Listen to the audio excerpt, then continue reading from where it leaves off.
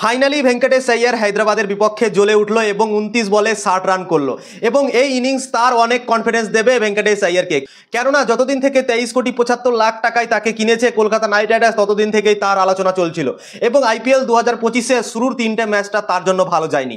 মাত্র সে 9 রান করেছিল প্রথম 3টে ম্যাচে এবং তার ভাই অনেক আলোচনা হচ্ছিল কি করছে ভাই এই প্লেয়ার। 23,75,00,000 টাকায় কিনেছে এবং সে পারফরমেন্সই করতে পারছে না এবং মুম্বাইয়ের কাছে হারার পর ভাই তার উপরে ভাই অনেক প্রশ্ন উঠেছিল এবং অনেক কেউ ভাই বলেছিল কি তাকে টিম থেকে ড্রপ করে দেওয়া উচিত, তাকে বসিয়ে দেওয়া উচিত, এরকম ভাই তার উপরে কথাবার্তা উঠছিল। কিন্তু ভেঙ্কটেশ আইয়ার বলে দিল ভাই কি আমি কলকাতার বস।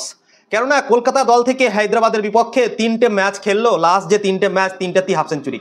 কোয়ালিফায়ার 1 2024 সালে এবং ফাইনাল ম্যাচ এই দুটোতে এসআরএচ এর বিরুদ্ধে খেলেছিল কলকাতা এবং দুটোতেই হাফ সেঞ্চুরি ভেঙ্কটেশ আইয়ার করেছিল এবং আজকের ম্যাচে ভেঙ্কটেশ আইয়ার হায়দ্রাবাদের বিপক্ষে আরও একবার হাফ সেঞ্চুরি করে নিল।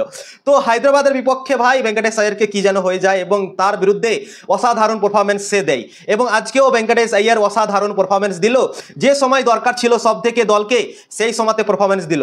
15 ওভারে মাত্র 122 রান ছিল কলকাতা দলের এবং সেখান থেকে মনে মনে ভাবছিলাম ভাই কি কলকাতা দল মনে হয় 180 রানও করতে পারবে না।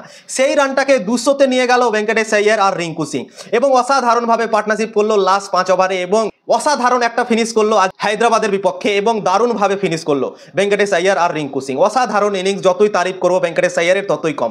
কেননা এর আগের ম্যাচটাতে কলকাতা নাইট রাইডার্স খুবই খারাপভাবে হেরে গিয়েছিল মুম্বাইয়ের কাছে এবং ভেঙ্কটেশ আইয়ারও খুবই খারাপ খেলেছিল।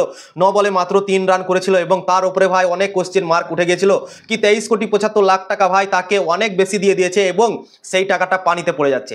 কিন্তু ভাই আজকে যে ইনিংসে খেললো এবং যেভাবে ইনিংসটাকে আজকে খেলেছে সত্যি তার কনফিডেন্স একবারে হাই লেভেলে চলে যাবে এবং ডিফারেন্ট ভেঙ্কটেশ আইয়ার মনে হবে এর পরের ম্যাচ থেকে। এর পরের ম্যাচ যখন সে খেলতে নামবে তার উপর কনফিডেন্স মনে হবে ভাই কি আমি 60 রান করেছি 29 বলে। তো আজকে 29 বলে 60 রান করলো এবং 60টা 4 মেরেছে, 3টে ছক্কা মেরেছে এবং অসাধারণভাবে ইনিংস খেললো এবং কলকাতা দলকে এমন একটা স্কোরে নিয়ে গেল কি কলকাতা দল এই ম্যাচটা জিততে পারবে। এবং আজকের পিচটা ভাই খুবই কঠিন ছিল কেননা আজকে বল ব্যাটে ভালোভাবে আসছিল না, বল ফেসে ফেসে আসছিল এবং এমন একটা পিচে এই ইনিংসটা এসছে ভেঙ্কটেশ আইয়ারের সত্যি একটা অসাধারণ ইনিংস।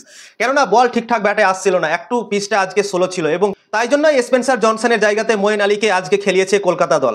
তো পিচ অনুযায়ী আজকে সিলেকশন করেছে কলকাতা এবং আজকের পিচ ভাই অনেক কঠিন ছিল এবং সেই কঠিন পিচে রিঙ্কু সিং আর ভেঙ্কটেশ আইয়ার অসাধারণ খেললো এবং যতই তারিফ করবো এদের ততই কম।